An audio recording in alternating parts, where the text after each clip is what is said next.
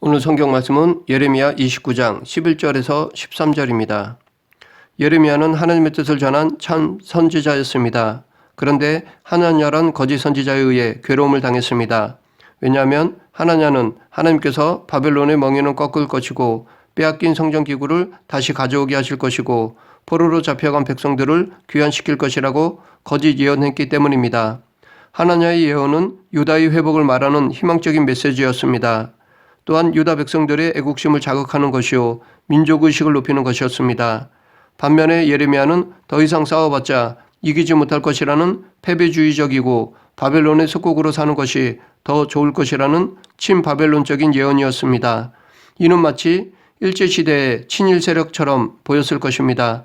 그렇기 때문에 아마도 하나냐가 예레미야의 목에 있는 나무 멍에를 꺾을 때 많은 사람들이 환호성을 쳤을 것입니다. 반면에 예레미야가 나무 멍에를 메고 다닐 때 재수없게 보았을 것입니다. 그러나 그 결과는 하나님은 나무 멍에 대신 쇠 멍에로 바꿔 주셨습니다. 그리고 거짓 선지자 하나냐를 심판하셨습니다. 또한 예레미야를 통해 계속해서 포로로 잡혀간 백성들에게 그곳에서 집을 짓고 결혼하여 자식을 낳아 번성하라. 평안을 구하고 하나님께 기도하라. 하나냐 같은 거짓 선지자나 점쟁이들에게 미혹되지 말라. 70년이 차면 다시 돌아오게 하시리라 라고 예언토록 하셨습니다. 이 말씀은 당시 유다 백성들에게는 위로는커녕 오히려 저주에 가까운 말처럼 들렸을 것입니다. 여기서 70년은 BC 586년을 시작으로 계산한 것이 아니라 1차 포로를 기준으로 한 것입니다. 그래서 약 535년에 스룹바벨을 중심으로 1차 포로 귀환이 있었습니다. 70년이라면 한 세대가 다 지나가야 할 오랜 시간입니다. 즉 포로로 잡혀간 1세대들이 다 죽고 2세대 때 돌아오게 하시겠다는 말씀입니다. 그들에게 이것은 슬프고도 비참한 예언입니다. 오늘 본문을 통해서 하나님의 징계의 이유와 우리의 자세에 대해 살펴보겠습니다. 11절 여호와의 말씀이니라 너희를 향한 나의 생각을 내가 아나니 평안이요 재앙이 아니니라 너희에게 미래와 희망을 주는 것이니라. 여기서 70년간 포로 생활을 계획하신 하나님의 징계의 의미를 두 가지로 말하고 있습니다. 첫째, 평안이요 재앙이 아니니라. 70년간의 포로 생활은 평안이요 재앙이 아니라고 합니다. 평안은 번영을, 재앙은 손해를 의미합니다. 즉 70년 포로 생활을 통한 하나님의 뜻은 이스라엘 백성들에게 해를 입히려는 것이 아니라 오히려 번영을 주고자 함이라는 것입니다. 이 이유는 현실과는 모순되는 말처럼 들립니다. 외세의 시달림을 받았던 유다 백성들이 바라는 것이 무엇이겠습니까? 훌륭한 지도자를 보내주셔서 외세의 시달림으로부터 벗어나는 것입니다. 또한 하루빨리 바벨론으로 포로로 잡혀갔던 사람들이 돌아오는 것입니다. 그런데 하나님의 뜻은 그게 아니라 오히려 70년을 인내하며 기다리라는 것입니다. 이 예언을 유다 백성들이 들었을 때 도저히 받아들일 수가 없었을 것입니다. 징계의 의미 둘째, 미래와 희망을 주는 것이니라. 70년간의 포로 생활은 미래와 희망이라고 합니다. 현실적으로 남의 나라에 포로로 잡혀간 사람들에게 어떤 미래와 희망이 있겠습니까? 노예들에게는 전혀 미래나 희망이라는 것은 없습니다. 포로로 잡혀가면 언어, 생활습관, 문화적 차이로 인해 생활에 적응하기 쉽지 않을 것입니다. 더욱이 포로로 잡혀갔기 때문에 핍박, 천대, 무시, 조롱으로 고통, 고난은 더할 것입니다. 그런데 70년 포로 생활이 오히려 더 복이라는 것입니다. 유다 백성들에게는 이러한 예언은 도저히 이해가 되지 않았을 것입니다. 이렇게 이해도 되지 않고 받아들이기 힘든 말씀을 어떻게 수용해야 할까요? 우리는 여기서 하나님의 공의와 사랑을 발견해야 합니다. 하나님이 세상을 선하게 만드셨습니다. 선하다는 것은 부족함이 없다는 의미입니다. 그래서 세상을 창조하시고 보시기에 좋았더라 라고 하셨습니다.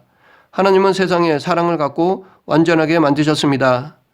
인간을 흙으로 빚으셨습니다. 그리고 아담과 하와에게 생육하고 번성하여 땅에 충만하라, 땅을 정복하라, 바다의 물고기와 하늘의 새와 땅에 움직이는 모든 생물을 다스리라 라고 하셨습니다. 즉 하나님은 인간이 번성할 것을 바라셨습니다. 그러나 결과는 어떻게 되었습니까? 인간의 불순종으로 세상에 죄가 발생되었습니다. 그래서 필연적으로 하나님은 죄에 대해서 심판을 하셔야 했습니다. 만약 인간이 죄를 범하지 않았다면 하나님의 심판도 없었을 것입니다. 여기서 알 수 있는 것은 하나님께서 인간을 창조하신 주 목적은 심판이 아니라 번영이라는 것입니다. 즉 하나님은 인간에게 징계라는 고통을 주시려고 하신 것이 아니라 회복이라는 행복을 주시고자 하신 것입니다. 그렇기 때문에 유다 백성들을 70년간 포로로 보내심은 이들을 죄에서 다시 회복시키고자 하신 것입니다. 즉 70년 포로 생활은 하나님의 공의와 정의의 실현인 동시에 사랑과 긍휼의 베품이었습니다. 이것은 곧 이스라엘 백성들이 70년간의 포로 생활이 그냥 버려지는 것이 아니라는 것입니다. 헛된 시간, 무의미한 시간이 아니라는 것입니다. 복을 받기 위한 준비, 즉 복을 감당할 수 있는 자로서의 준비되어지는 과정이라는 것입니다. 그렇기 때문에 포로로 잡혀간 유다 백성들은 눈앞의 현실은 힘겨울지라도 미래의 소망을 바라보며 감당해야 할 훈련으로 받아들여야 했습니다. 이것은 지금 우리들에게도 마찬가지입니다. 우리가 받은 징계도 그 자체가 목적이 아니라 회복시키기 위한 단계로 받아들여야 할 것입니다. 징계가 있다는 것이 곧 하나님의 사랑이 아직도 유효하다는 것입니다. 사랑, 애정이 없는 사람에게는 혼내지도 않습니다. 사랑하기 때문에 더 나은 사람이 되기를 바라는 마음에서 혼내는 것입니다. 그래서 히브리서 기자도 내 아들아 주의 징계하심을 경히 여기지 말며 그에게 꾸지람을 받을 때에 낙심하지 말라. 주께서 그 사랑하시는 자를 징계하시고 그가 받아들이시는 아들마다 채찍질하심이라 라고 했습니다. 그렇기 때문에 우리는 하나님의 징계를 겸허히 받아들여야 할 것입니다. 이러한 징계 앞에서 취해야 할 우리의 자세는 12, 13절 너희가 내게 부르짖으며 내게 와서 기도하면 내가 너희들의 기도를 들을 것이요 너희가 온 마음으로 나를 구하면 나를 찾을 것이요 나를 만나리라. 여기서도 두 가지로 말하고 있습니다. 너희가 내게 부르짖으며 내게로 와서 기도하면 내가 너희의 기도를 들을 것이요. 첫째, 하나님께 부르짖으며 하나님께 와서 기도해야 합니다. 하나님께 부르짖으며 하나님께 와서 기도하면 들어주신다고 하십니다. 이처럼 하나님은 기도하시는 자를 외면하시지 않습니다. 우리는 이와 같은 약속을 예수님의 비유에서도 찾아볼 수 있습니다. 예수님께서 그들에게 항상 기도하고 낙심하지 말아야 할 것을 비유로 말씀하여 이르시되 바로 불의한 재판관 비유입니다. 어떤 도시에 하나님을 두려워하지 않고 사람을 무시하는 한 재판관이 있었습니다. 또한 그 도시에 한 과부도 있었는데 그 과부는 매일 원수에 대한 원한을 풀어줄 것을 재판관에게 구했습니다. 재판관은 처음에는 무시하다가 나중에 매일 찾아와 번거롭게 하니까 어쩔 수 없이 해결해 주었습니다. 이처럼 하나님께서는 기도하는 자를 외면하시지 않는다는 것입니다. 다윗은 수많은 생명의 위협이라는 위기 속에서 하나님께 부르짖었습니다. 그때마다 하나님은 그를 구원해 주셨습니다. 너희가 온 마음으로 나를 구하면 나를 찾을 것이요 나를 만나리라. 둘째, 온 마음으로 하나님께 구해야 합니다. 마음을 다하여 하나님을 구하면 찾고 만날 수 있다고 하십니다. 이처럼 하나님은 찾는 자들에게 숨어 계시지 않습니다. 간절히 찾는 자가 하나님을 발견할 수 있도록 허락해 주십니다. 우리는 이것을 누가복음 19장 1절부터 10절에 나오는 삭개오를 통해 간접적으로 알 수 있습니다. 삭개오는 예수님이 어떤 분이신가 보고자 했습니다. 그러나 그는 키가 작고 수많은 사람들로 인해 예수님을 볼 수 없자 돌 무화과 나무에 올라갔습니다. 세리장이요 부자였던 삭개오의 체면에 돌 무화과 나무에 오른다는 것은 그만큼 예수님을 뵙고자 한 간절함이 컸기 때문이었습니다. 그 결과 예수님을 만났습니다. 그런데 예수님께서는 미리 알고 계셨습니다. 예수님은 삭개오야 내려오라 라고 이름을 부르셨습니다.